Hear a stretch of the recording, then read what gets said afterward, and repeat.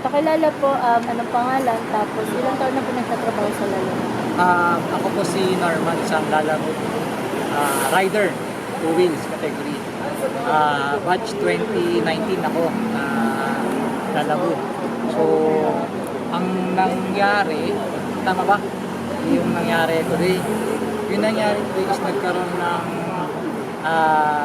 pag-uusap o dialogo para mapag-usapan kung ano yung mga dapat ma-improve sa amin, mga delivery riders pertaining to platform, online platform workers. Kami kasi yun yung GPS and location-based category. Cloud-based yan, mga ganyan. Ano po yung naging daloy ng pag-uusap sa Lalo? Sa tingin ko, naihain naman namin sa kanila yung mga things to improve or something na kung saan pwede kami mag-meet halfway. Kasi nagkakaroon kami ng problem ngayon dahil sa mga pagtaas ng diesel or ng gasoline, mga pangunahing bilihin. So medyo kinakapos tayo dun sa tinatawag na right to living wage. Kumbaga yung nakabubuhay na nakita o sahod. Ano po yung naging tugon ng Lalo sa dialogue? Tinake note naman nila yung mga naging concerns namin, and hopefully by second week ay mabibigyan nila kami ng sagot, and nandyan naman ang DICT PRD para mag-govern o gabayan kami para doon sa mga sinasabi naming mga concerns and issues na in reality dapat siguro sumabay na or baguhin na dahil sa teknolohiya na ginagamit natin ngayon. Ano po yung mga concerns at issues na binabanggit po? Tulad ng ibalik yung base fare namin. Number 2, ibalik yung per kilometer na kita. Number 3, yung waiting time. So yun yung mga options namin na dati meron. Ngayon ay sa tingin ko ay medyo nawawala na or hindi na namin nakikita. Tsaka particularly, paano kami kumikita kung hindi namin nakikita kung ano yung kinikita namin. Halimbawa, bumiyahe kami for the whole week. Siyempre, ang nakikita lang namin is yung gross.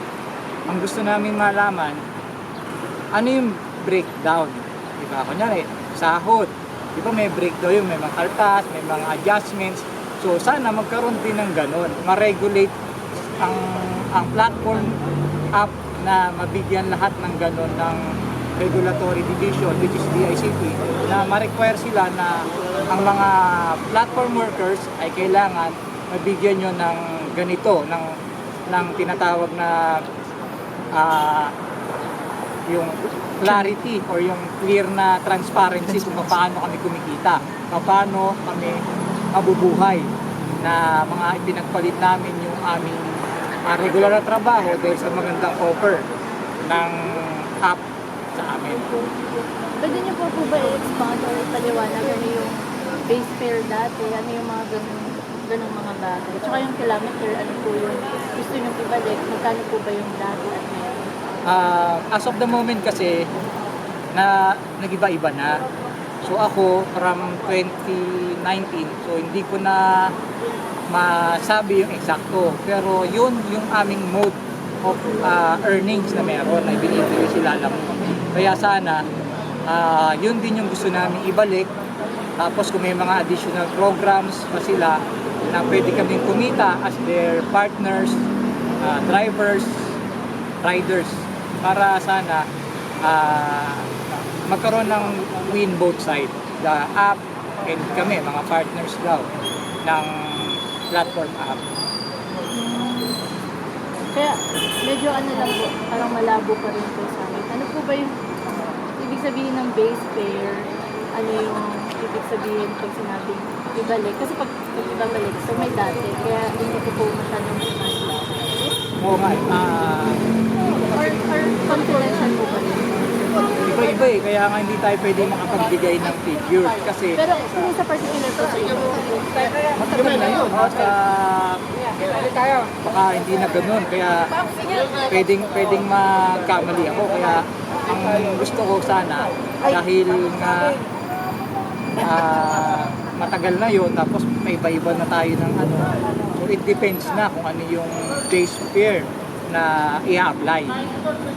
Diba? So kaya hindi ako makapagsabi ng exact na details or figures, numbers. On. dahil din po ba yan sa effect na hindi nyo po nakikita yung breakdown? Kaya iba-iba talaga. Yes, exactly yun. Dahil kami, bumabiyahe lang kami, ito lang itinatanggap namin, hindi namin nakikita yung earnings namin. In what way or anumang form, yun nga rin yung isang hinihingi namin. Na sana si DICT sa tulong nila ay i-mandate lahat ng online app na bigyan ng copy. Unang-una yung contract, digital contract, bigyan ng copy yung mga platform workers. Pangalawa, bigyan ng statement of account or sinasabi natin na basis para alam natin na kumikita tayo o hindi. Diba? So, doon natin makikita yung earnings natin na take home pay na kung tayo ay kailangan na mag-adjust, sumabay na dun sa bagong programa nila kung nakakasabay pa ba kami. Naka-attend po kami sa mga recent press con po ng union. Okay. May binabanggit po doon na 10% commission rate talaga. Iba ba or rin sa 10% commission rate? Yun pa rin po ba yung panawagan? Actually, gusto namin ibaba nila yung tinatawag na rate nila, yung rate nga.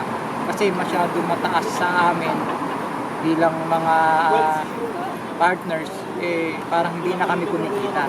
So sa parte na yon, yun ang isang subject or concern and issues na ni-raise namin sa kanila together with the DICT na sana ma-address nila properly para magkaroon tayo ng kung kailangan ng adjustment or anumang solutions na magkakaroon tayo both sides. Medyo mas personal po siguro. Kayo po ba ay ilang anak? Tapos gaano po nakadepende sa apat sa kinikita po ninyo sa Lalamove yung araw-araw po ninyo buhay? Bali, yung ganun, kasi ang app naman natin is ano yan parang tinatawag natin sideline. So hindi ako nakadepende sa kanya. So pagka gusto kong bumiyahe, i-on ko yung app. So yun yung ano doon, yun yung consequences doon. Kaya kung regarding doon sa tinatanong mo is yun nga, hindi ako nakadepende sa kanila eh. Kaya lang gusto ko malaman apart namin kung enough pa ba yung aming o worth it pa ba yung pagtatrabaho sa kanila ngayon dahil nga sa nangyayaring mga price hike, increase, basic needs natin at other issues pa na kailangan na ma-address dahil sa digitalization. Totoo po ba na ito yung unang beses na makakaharap ng drivers yung Lalamove, yung company ng Lalamove?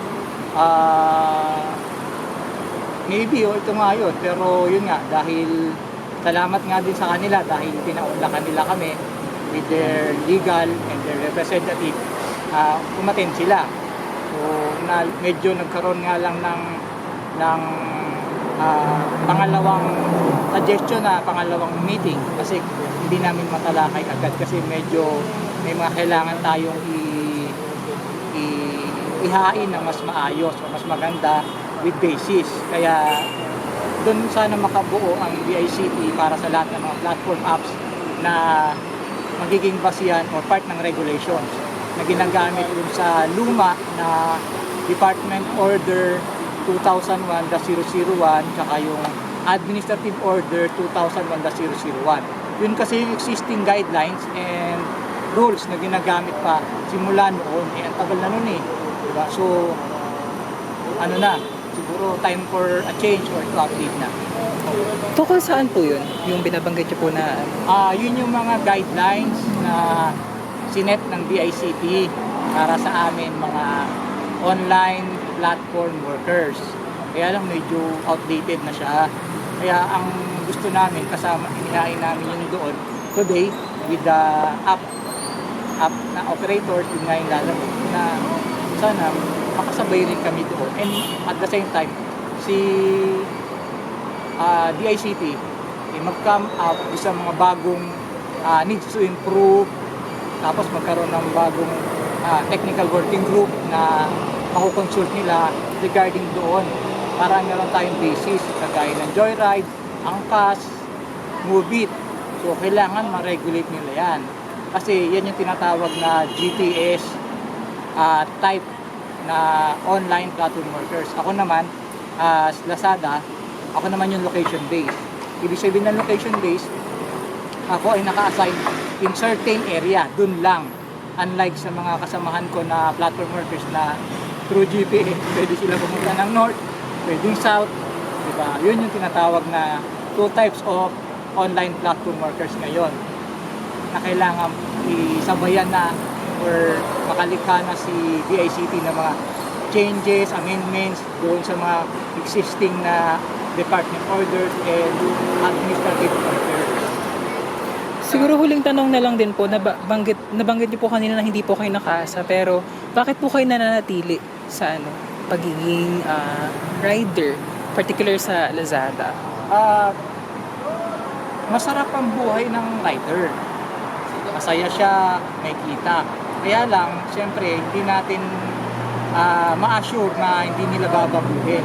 Kung ano yung in-offer nila that time, katulad ng 2019, maganda yung kitaan, so hindi natin madedeny yun. Kaya lang ngayon, nagbabago, may nawawala, merong tinatanggal. So hindi naman pwede na sila lang ang mag-decide tungkol doon kasi we are partners daw. So pag partner service providers, dapat may consultation between the operators and kami. Diba? Para sana win-to-win solution.